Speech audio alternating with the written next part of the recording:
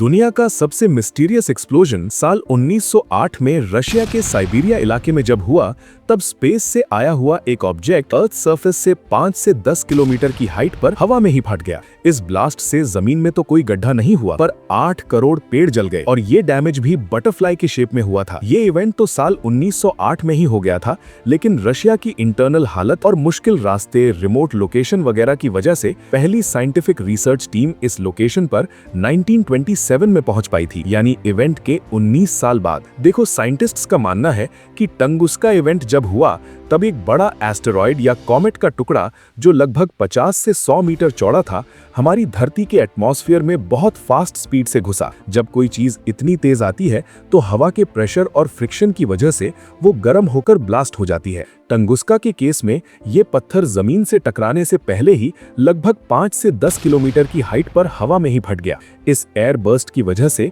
एक खतरनाक shock wave पैदा हुई जो नीचे की तरफ रॉकेट की तरह आई। क्योंकि वो हवा में फटा था, इसलिए जमीन पर कोई बड़ा गड्ढा नहीं बना, लेकिन उसकी प्रेशर वेव ने जंगल को पूरी तरह साफ कर दिया।